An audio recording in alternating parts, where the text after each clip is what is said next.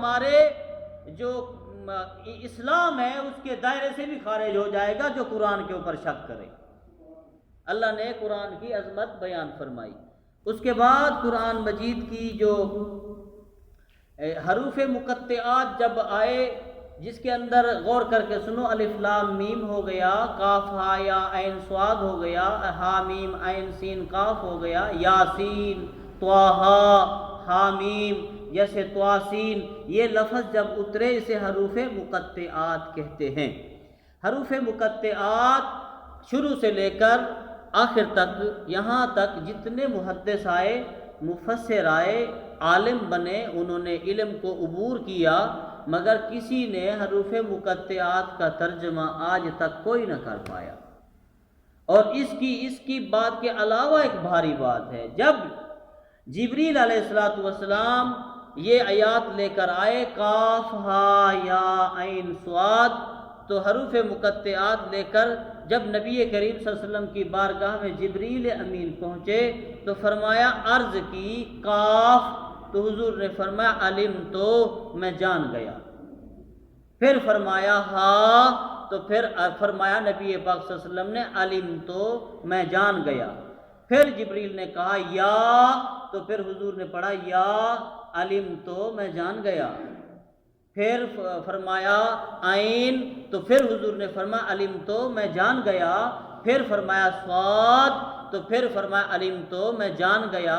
جبریل ہاتھ جوڑے عرض کرتا ہے، بھیجنے والا رب ہے، بھیجا اپنے محبوب کے پاس، وہ کہتا ہے میں جان گیا، وہ بھی علم، اس کا علم رکھنے والے بھی یہ، مگر حضور مجھے تو پتہ چلے، میں نے تو نہیں جانا۔ تو حضور نبی کریم صلی اللہ علیہ وسلم نے فرمایا، کچھ باتیں راز کی ہوتی ہیں، اللہ راز کر کے بھیجتا ہے، یہی راز اللہ اور میرے درمیان میں ہے۔ اس راز کو شروع سے لے کر آخر تک اللہ اور اس کے رسول کے علاوہ کوئی نہ جان سکے گا، صرف اللہ جانتا ہے یا اللہ کا محبوب جانتا ہے۔ ٹھیک ہو گیا۔ اس کے بعد فرمایا، دنیا کے اندر بے حساب کتابیں آئیں، دنیا کے اندر شایع بڑی کتابیں ہوئی، ہر مصنف نے کتابیں لکھی، مگر کہا کہ جو کتاب اللہ تبارک و تعالی نے بھیجی وہ کتاب زیادہ پڑھی گئی۔ جتنا کائنات کے اندر قرآن کی تلاوت ہوئی، کسی کتاب کو اتنا نہ پڑھا گیا جتنا قرآن کو پڑھا گیا، اور اسی قرآن کو راہ ہدایت بنا کر جو بھیجا گیا، اسی کے اوپر پوری کائنات کے قانون بنے، اسی قرآن کے اوپر لوگوں کو علم ملا، کائنات کا علم جو نہیں جانتے تھے اسی قرآن سے اللہ نے انہیں عطا فرمایا۔ اور کہا کہ شائع ہونے میں اتنا اشاعت ہوئی، اتنا یہ چھپی کہ کوئی کتاب اس کے مقابلے میں نہ چھپ سکی۔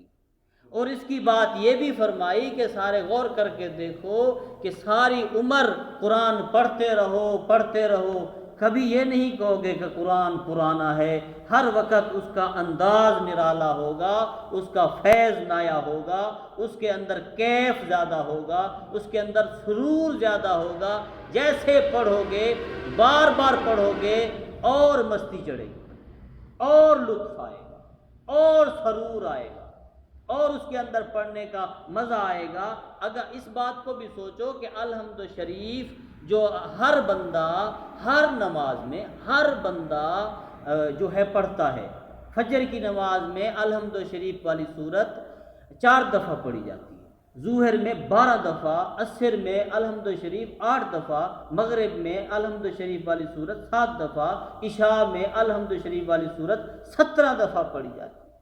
کبھی کس نمازی نے کہا کہ مولانا صاحب آپ بار بار الحمد پڑھتے ہو، ہمیں مزہ نہیں آتا۔ میں تو کہتا ہوں میں روزانہ پڑھتا ہوں، میں نے کبھی نہیں کہا کہ میرا دل نہیں کرتا کہ پڑھوں، بار بار پڑھوں، اور لطف اور